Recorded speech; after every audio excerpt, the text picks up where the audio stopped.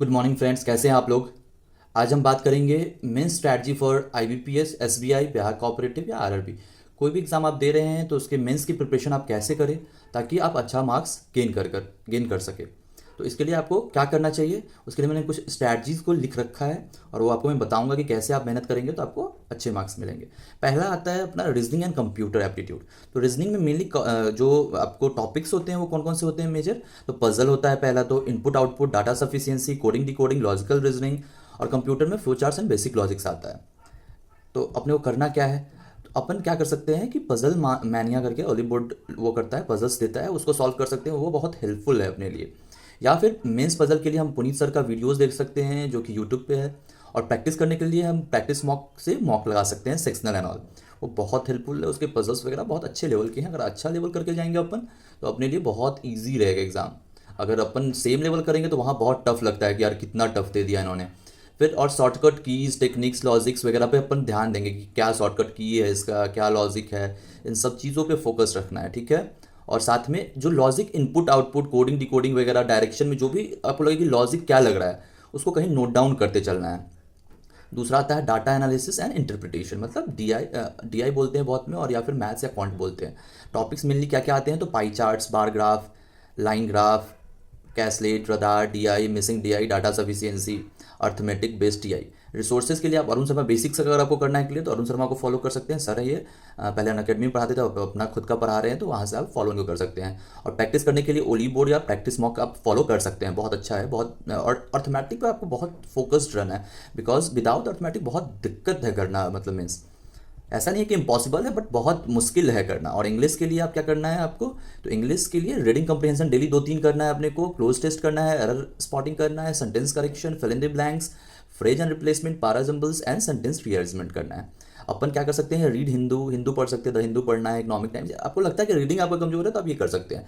Practice RCs वगैरह पे बहुत फोकस्ड रहना है, वोकेबलरी वगैरह पूरा मतलब अच्छे से अगर कर सकते हैं तो कर लीजिए। और आपको बेसिक्स करना है तो निमिषा मैम या विशाल परिहार सर से आप कर सकते हैं। जनरल अवेयरनेस बहुत इंपॉर्टेंट पार्ट है। जनरल अवेयरनेस में बहुत डाउट रहता है लोगों को कैसे करें। देखिए, जनरल अवेयरनेस कुछ नहीं करना है। जनरल अवेयरनेस लास्ट 5 से 6 महीने का अपने को करंट अफेयर्स करना है। बैंकिंग एंड फाइनेंशियल अवेयरनेस को स्पेशली फोकस्ड रखना है अपने को कि यार इससे तो आएगा ही क्वेश्चन।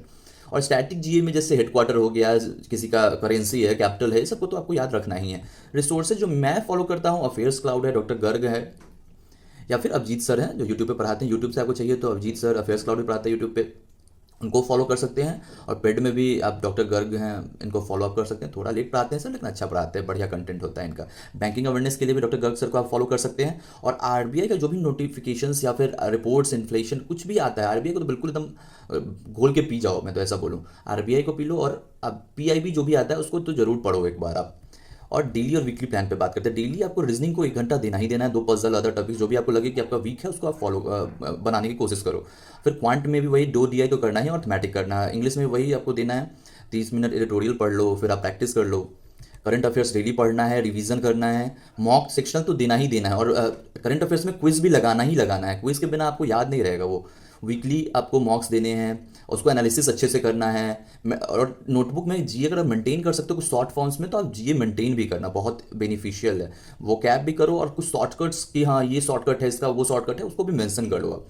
और प्रैक्टिस मेंस लेवल तो डेली करना ही है। टाइम मैनेजमेंट देखो, मॉक्स टेस्ट देखो कैसे कर रहे हैं, कितने मिनट में हो रहा है, कौन क्वेश्चन कैसा हो रहा है अपना, ये सब चीज़ करो। और एनालाइज अच्छे से करना कि हाँ मेरा ये गलती हुआ है, नेक्स्ट टाइम ये गलती नहीं होना चाहिए। नहीं तो रिपीटेड अगर गलती है तो फिर क्या फ़ायदा है आपको मॉक लगाने का। तो एनालाइज करोगे तो उससे आपको वो होगा। और जीए को तो बिल्कुल नेगलेक्ट नहीं करना भाई, बहुत इंपॉर्टेंट है। और स्कोरिंग सब्जेक्ट भी है, ऐसा नहीं अगर आप पढ़ के जाओगे तो आप स्कोर नहीं करोगे।